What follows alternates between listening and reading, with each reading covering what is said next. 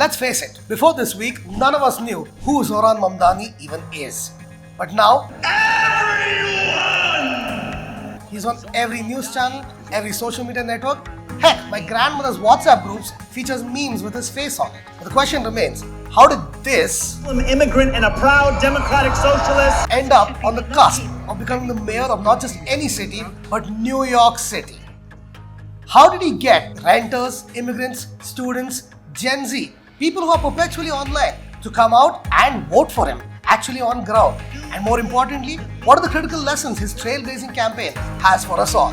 That's what we're going to discover today in today's episode of the Tech and Tactics podcast. So who is Zohran Mamdani? Zohran Mamdani is a democratic socialist of Indian descent who was born in Kampala, Uganda. He immigrated to New York as a child and began his career as a housing counselor in Queens, helping tenants fight evictions. How's that for some grassroots efforts? He has been elected to the New York State Assembly since 2020 and has been trying to pass bills to reduce bus fare and rents. All of 3 bills, but he tried. Now, if he doesn't seem relatable enough, keep in mind that he even met his wife, Rama Duwaji, on Hinge, and he lives in a modest apartment. We accept that one. Alright, now that we're caught up on who he is, let's look at 2 critical lessons that his campaign taught us. To be clear, Zohran has drawn on every drop of his heritage and immigrants' roots, whether it is political ads in Urdu, in Spanish, sabe pronunciar mi apellido even in Bengali. democratic primaryতে আমরা rank choice ভোটের মাধ্যমে নির্বাচন করি In fact, his campaign even posted posters in Yiddish for the Orthodox Jews. And if all of his videos seem to have a samey look to them, that's no accident either. Remember, practiced monologues are a definite no-no. Instead, he leaned on real-time conversations filmed on iPhones and GoPros, and he spoke to the people wherever they were, standing on the streets. Plus, there's always the podcast, Gaydar, Subway Takes, streaming with Hassan Piker, or making cameos at MJ Liederman concerts. These were the ideas he had to speak to people where they were. Now, did things always go to plan? No, but for the voters, what mattered was someone real was speaking to them directly in a manner in which they prefer. The difference is not cosmetic, it's political. A campaign that appeals to voters in the timeline that they inhabit, in the language that they want, and inviting them to join in wherever they are is a campaign that makes all the difference, and it definitely worked. But don't imagine it's just about talking to people, it's also about looking to them.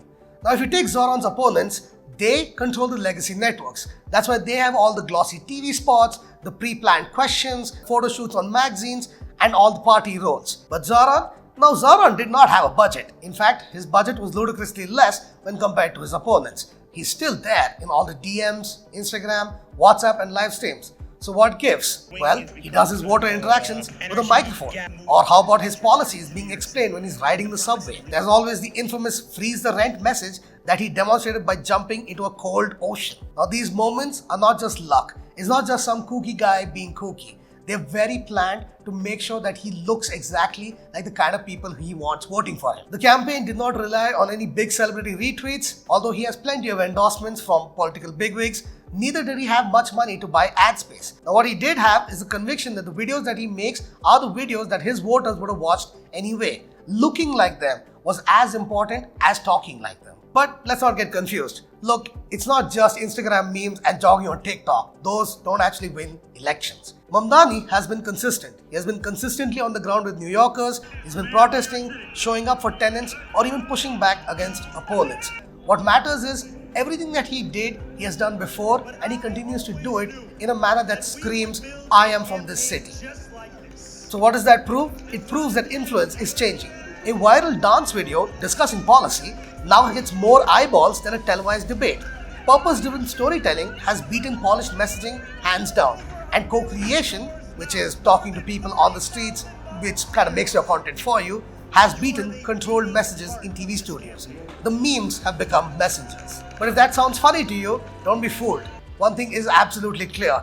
Gen Z is not disinterested in politics. They've just been waiting for someone to talk to them the way they want to be spoken to. So are you going to make that talk?